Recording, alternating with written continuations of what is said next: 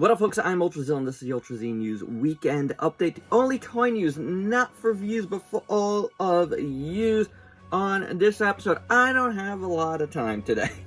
I'm recording this early this morning, and if there's news that breaks later, I can't do anything about it.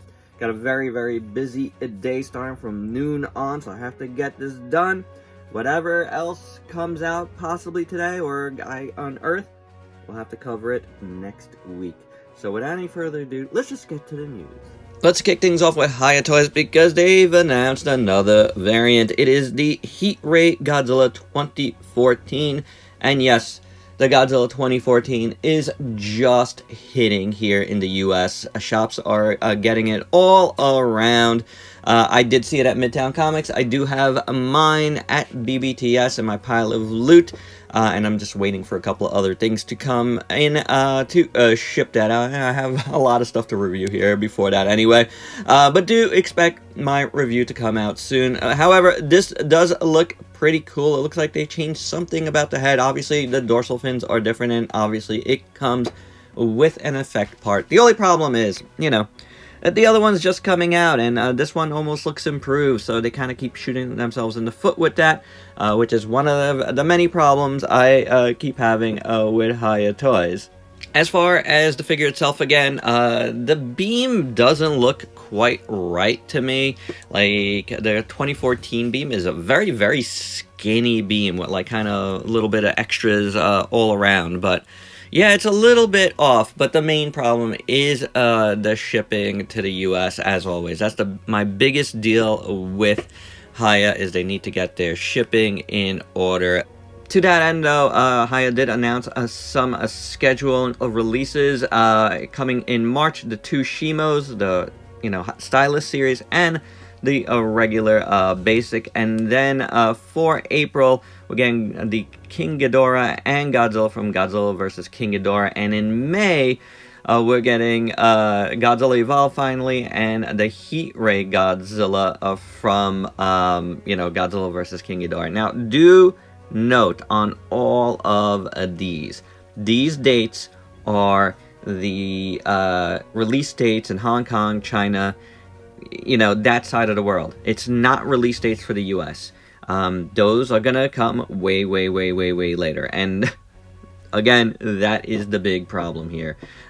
They need to get their schedule on a more timely basis. I mean, Tamashii has a better schedule at this point than they do, and that's kind of ridiculous, because I've always railed about how the US release dates are too far back from the Japanese release dates on Tamashii, but that's something they need to really work on. So remember, these dates are not for us here in the United States. Awesome news from X Plus North America this week. The new Toho Kaiju Wars series kicks off with the 1954 Legacy maquette and the classic Godzilla of 54. Both of these are $70 each, and they stand about 7 inches tall. These are really cool. The maquette actually has a little bit of articulation, which is awesome. You could get them both at X Plus North America.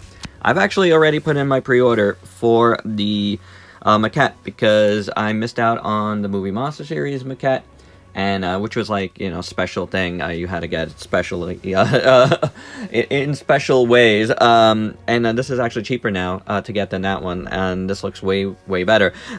So yeah, get them now at xplusna.com. In the Bandai Ichibansho line, we're getting some really cool things, including the Godzilla Storis, and it comes with 3 Dorats. The Dorats are whatevs.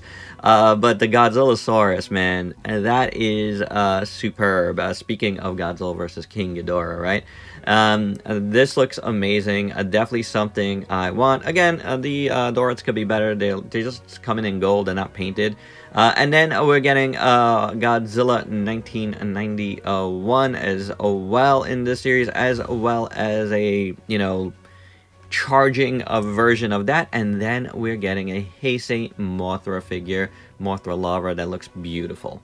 BLITZWAY has teamed with MONDO to give us a legendary defender of Voltron. They revealed it this week, and it looks pretty incredible, but it's going to be pretty expensive, just like the regular BLITZWAY Carbonics Voltron. Mondo had two awesome things go up for pre-order this week, including the Yu-Gi-Oh! Ultimate Blue Eyes Dragon.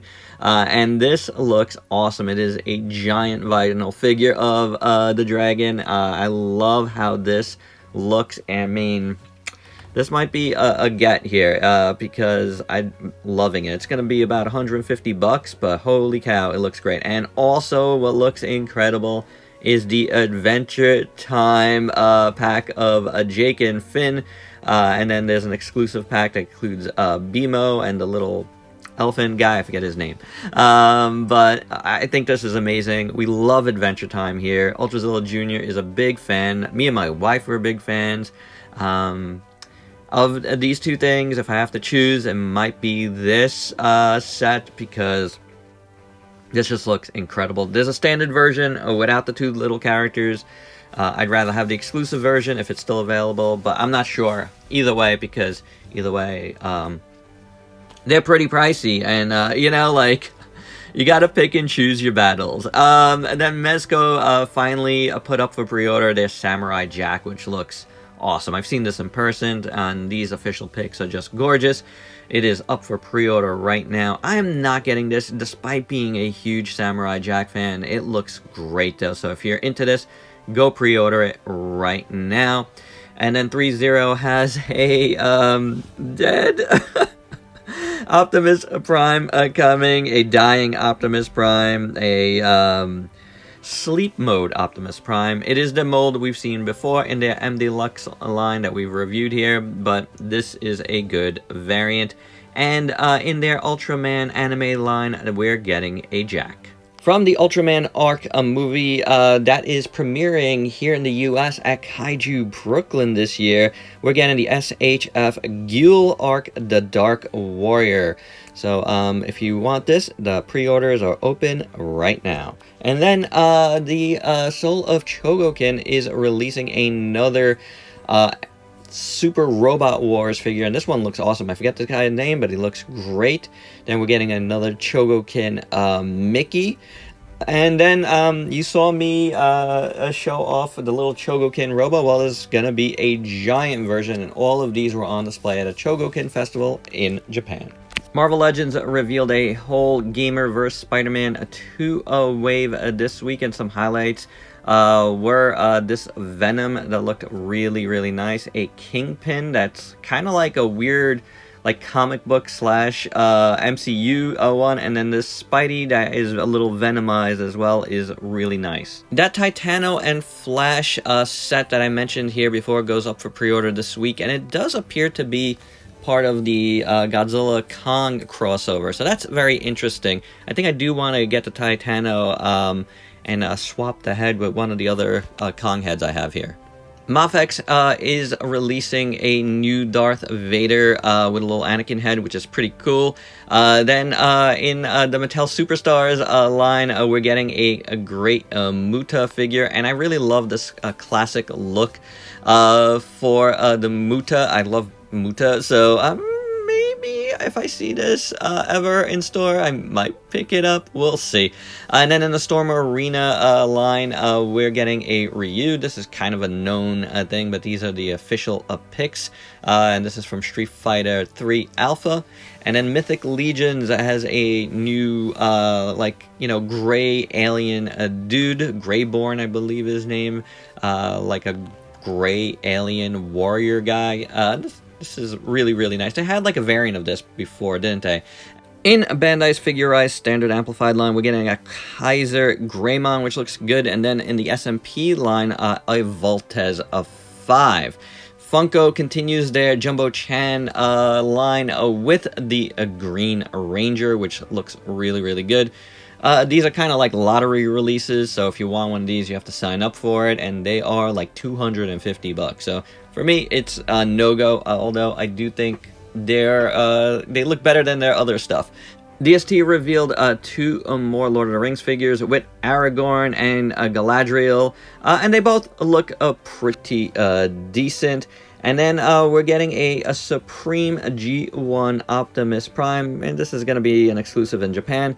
And then Hasegawa has a dynamic collab with Devilman with their Mechatro Wigo. We've seen these little guys before, now they got a Devilman crossover, which is pretty cool. And how about this? The Leo Kaiser from HasLab has been fully funded. This is a record time for Transformers, but once those international orders opened, it flew through to the finish line. And at the time of this recording, it's a little over 12,000, so well on its way to unlock the first tier, which is Death Cobra.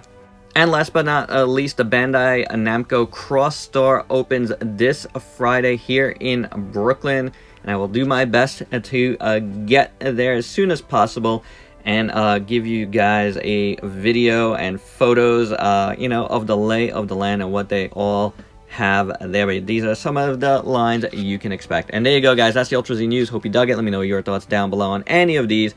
And if you're new to the channel, why don't you go ahead and sub yourself for daily content and let me help you diversify your collection. Till next time, peace out, peeps.